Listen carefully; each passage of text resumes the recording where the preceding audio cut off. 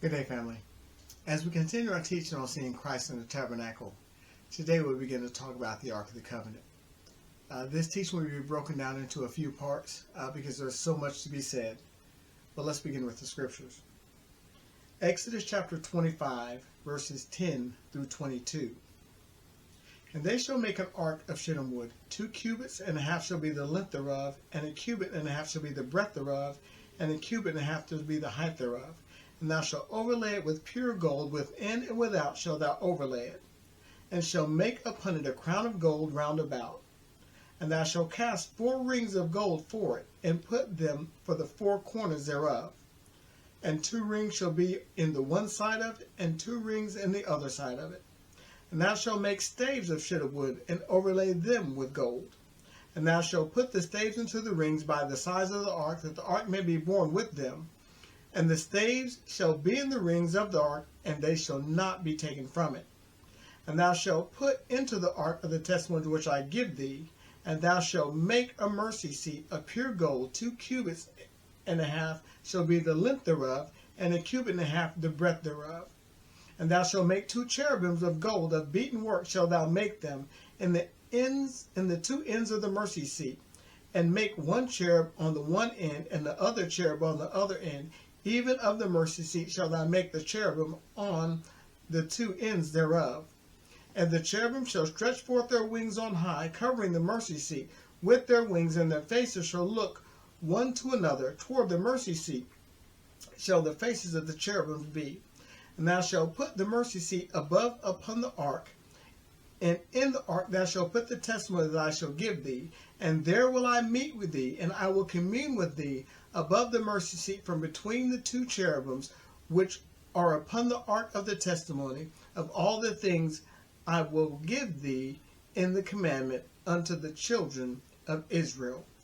The ark itself represented the presence of God, and this is where the priest would come once a year to meet God upon the mercy seat.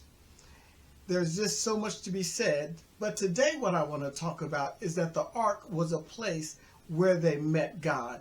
It was a type of altar. And when you read about the patriarchs of the faith, you'll see that each one of them built an altar. First, Abraham built an altar. Genesis chapter 12, verses 7 and 8. And the Lord appeared unto Abram, and said, Unto thy seed will I give this land. And there builded he an altar unto the Lord, who appeared unto him. And he removed from thence into a mountain on the east of Bethel, and pitched a tent, having Bethel on the west, and Hai on the east. And there he built an altar unto the Lord, and called upon the name of the Lord.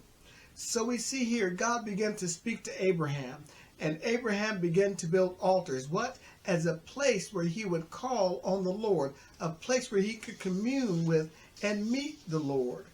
Now we see other times the Lord did manifest himself to Abraham in the physical. For instance, when he got ready to destroy Sodom and Gomorrah, he actually sent himself with 2 of his angels, went to meet with Abraham. But many times Abraham builded altars. Isaac also built an altar. Genesis chapter 26, verses 24 and 25. And the Lord appeared unto him the same night, and said, I am the God of Abraham thy father. Fear not, for I am with thee. I will bless thee, and multiply thy seed for my servant Abraham's sake. And he built an altar there, and called upon the name of the Lord, and pitched his tent there. And there Isaac's servants built a well. Isaac had been moving from place to place building wells, and where he built a well, some people would come and take the well from him. But at this point, he began to meet with God, and he built an altar and dug a well, but there he dwelt for some time. Isaac built an altar. Jacob also built an altar. Genesis chapter 33, verses 18 through 20. And Jacob came to Shalem, the city of Shechem, which is in the land of Canaan, when he came from Padanaram, and pitched his tent before the city. And he brought a parcel of land where he had spread his tent at the hand of the children of Hamor, Shechem's father, for 100 pieces of money. And there he erected an altar, and called it Elo, Elo, Israel. Jacob built an altar as a place to worship God, and he called it God the God of Israel. He understood that this would be the God that he and his descendants would serve for all eternity. And he built this altar there as a place to worship, and again as a place to meet God.